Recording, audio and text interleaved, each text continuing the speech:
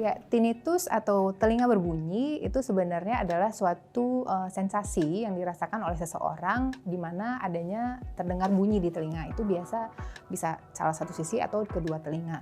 Nah, bunyinya ini hanya bisa didengar oleh si penderita. Jadi orang lain selain si penderita itu tidak bisa mendengar sensasi bunyi tersebut. Nah, tinnitus ini sebenarnya bermacam-macam bunyinya. Ada yang kita sebut dengan telinga berdengung, itu biasanya lebih ke nada rendah, jadi seperti gitu, jadi frekuensinya lebih rendah.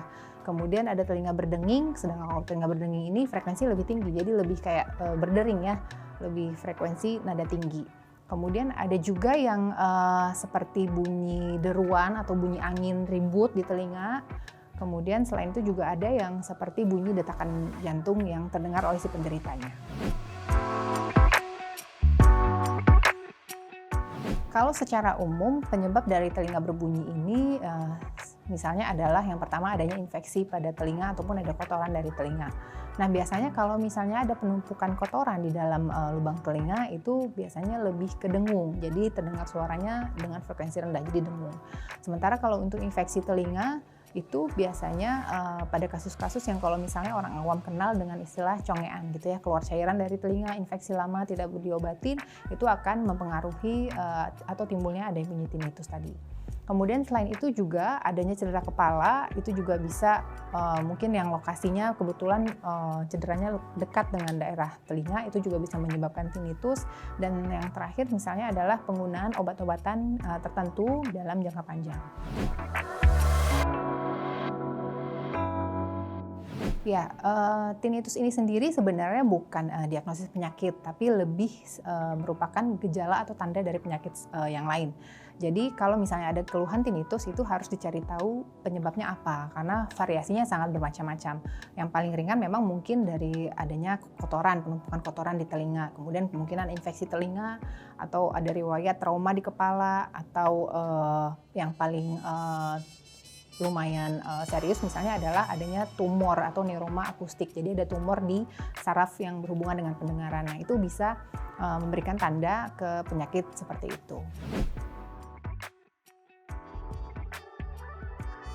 Kalau untuk telinga berbunyi, jadi tergantung lagi penyebabnya apa. Kalau misalnya memang karena infeksi, ya tentunya dilihat dulu semacam infeksinya itu apakah memang ada keluar cairan dan lain-lain.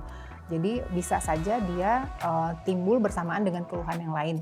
Tapi juga ada beberapa kasus yang dia hanya timbul secara sendiri gitu. Jadi hanya ada telinga berbunyi, sementara dia tidak mengeluhkan keluhan yang lain. Nah, ini sering terjadi pada orang-orang yang sering terpapar bising.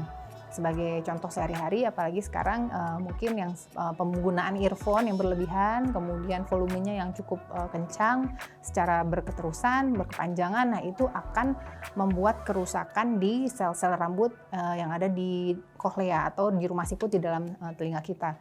Nah, itu yang bisa merangsang timbul adanya tinnitus.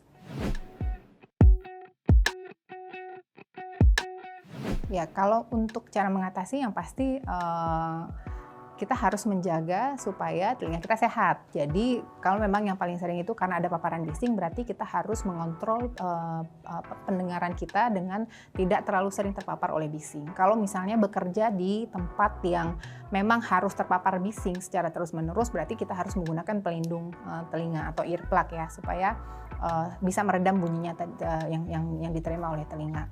Kemudian kalau misalnya ada infeksi, berarti harus kontrol ke dokter untuk mengatasi infeksinya. Kemudian kalau misalnya memang ternyata akibat konsumsi obat-obatan, berarti harus dievaluasi kembali apakah obat tersebut masih perlu diteruskan atau boleh di stop dulu. Gitu. Jadi memang tergantung dari penyebab si tinnitus ini apa, baru kita bisa menentukan cara pencegahan atau supaya tidak menjadi lebih buruk.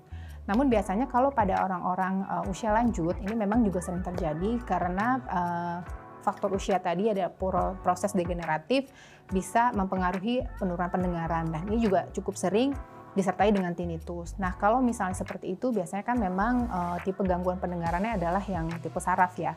Nah, biasanya itu kita tidak bisa, sulit untuk mengembalikan fungsi yang terganggu tadi, yang menimbulkan bunyi tinnitus tadi. Jadi kita lebih mengajarkan kepada penderitanya supaya melatih mendengar bunyi-bunyian yang lain. Jadi kadang-kadang si penderitanya merasa terganggu tuh karena gara-gara bunyi tinnitus tadi cukup mengganggu aktivitasnya, terutama pada saat yang cukup sunyi. Jadi kita lebih mengedukasi supaya si penderita beradaptasi dengan kondisi tinnitusnya tersebut.